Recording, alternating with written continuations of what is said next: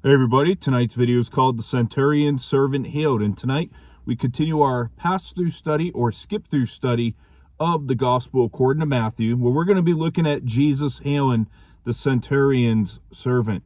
So we are going to be in Ephesians chapter 8, verse 5 and 6. And we're going to open up here and we're going to read through verse 13 today.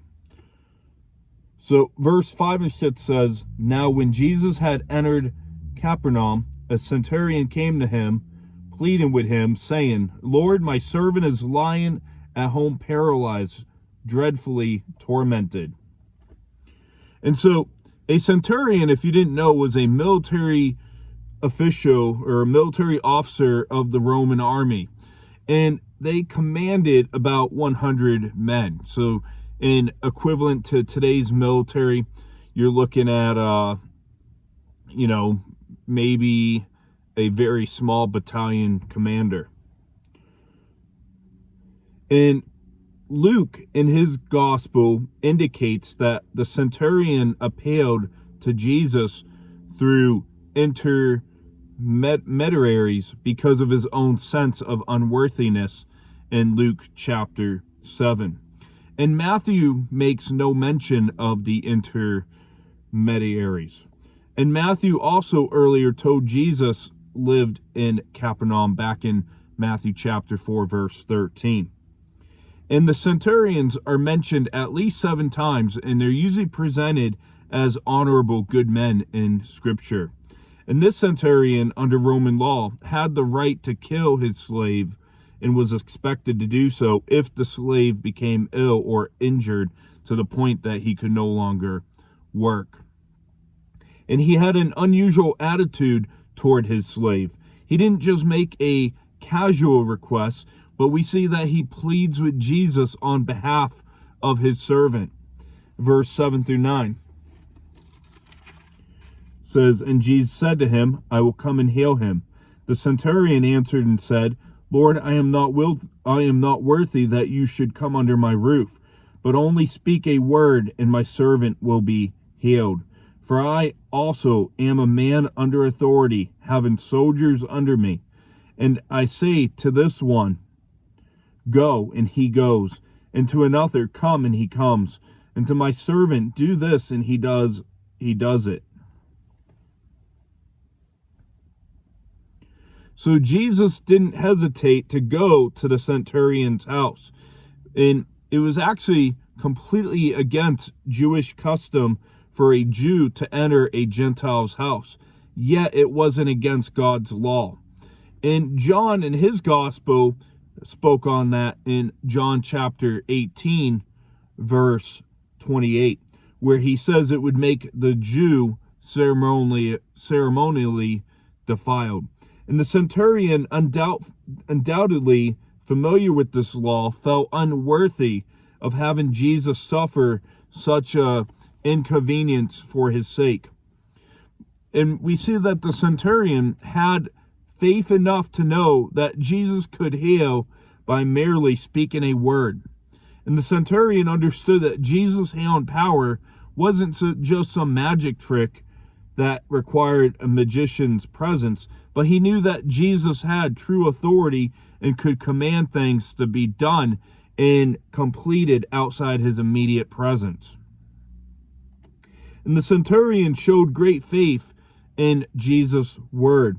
And after all, as a military man, he knew chain of command and how the orders of one's in authority is unquestionably obeyed. And he saw that Jesus had at least that much authority. And it's interesting, the time this recording is actually taking place on Veterans Day. And this video will be posted, Lord willing, Wednesday, tomorrow. And, here we are talking about the military. But let's look at verse 11.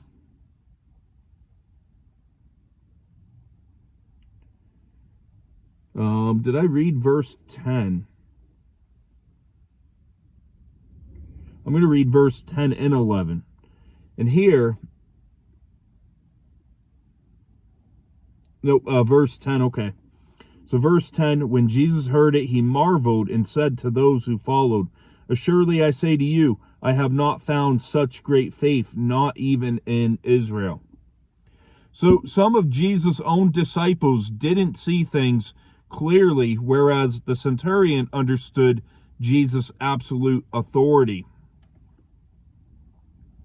And then verse 11, and I say to you that many will come from the east and west and sit down with Abraham, Isaac, and Jacob in the kingdom of heaven. So here Jesus speaks of the Gentiles in the kingdom with Abraham will enjoy salvation and the blessing of God as prophesied earlier by the prophet Isaiah in Isaiah 49 verse 8 through 12, Isaiah 59 verse 19, as well as the prophet Malachi in Malachi chapter 1 verse 11. Verse 12 says, but the sons of the kingdom will be cast out into outer darkness. There will be a weeping and gnashing of teeth. So the sons of the kingdom points to the physical heirs of Abraham, the Hebrew nation. And we see Jesus speaking of weeping and gnashing, and he's given an expression here describing the eternal agonies of those in hell, those who are eternally, everlastingly excluded from the kingdom. So Jesus is literally saying to them, there's going to be, Israelites or Jews in hell. And there's going to be a time come when the Gentiles are going to be with the respected father Abraham in God's kingdom. And so verse 13, Jesus said to the centurion, go your way, and as you have believed, so let it be done for you. And his servant was healed that same hour. So sometimes faith was involved in the Lord's hands, not like what we see in this case by the one being healed, and other times it was not a factor. So Jesus' healing wasn't limited to somebody immediately in his presence, and it wasn't restricted because of somebody's faith. And that's what I really hope to see through the Gospels here, is to go against a bad teaching out there that if you don't have enough faith, God won't heal you. And so the man's understanding of Jesus' spiritual authority made Jesus marvel. And then there was one other time in the Gospels where Jesus marvels, and that was at unbelief. So we see that Jesus doesn't marvel all that often in Scripture, but he does here when the Gentile has greater faith than Israel. And then likewise when the Jews don't have faith, they have unbelief. It marvels Jesus.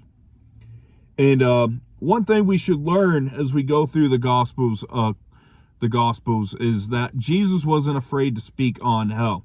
And I know there's a popular saying that Jesus spoke more on hell than heaven. I actually haven't fact-checked that myself. But Jesus wasn't afraid to step on toes, even knowing what was going to come down for the price. So to wrap up tonight's video, we look at Jesus' approach by the Roman centurion. And in verse 7 through 9 showed the centurion's understanding of Jesus' spiritual authority.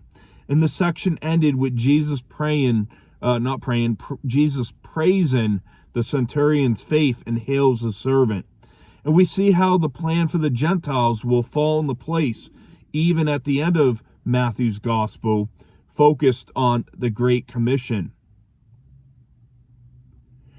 And the Apostle Paul also spoke further on this, how, the Gentiles were going to come into the kingdom. Let's go over to the book of Romans, chapter 9, and we're going to look at verse 30 through 32.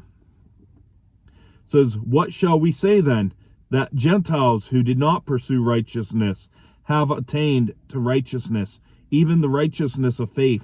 But Israel, pursuing the law of righteousness, has not attained to the law of righteousness. Why? Because they did not seek it by faith, but as it were by the works of the law. For they stumbled at the stumbling stone. So Israel tried to pursue righteousness by works and don't obtain it. But yet we see Gentiles who know They deserve only the condemnation of God, will seek God's mercy and obtain it. And that's going to wrap up our little study for tonight. We'll see you next as we'll look at Jesus being questioned about fasting. So I hope you have a great rest of your evening. Lord willing, we'll see you back on, believe, Friday night. God bless.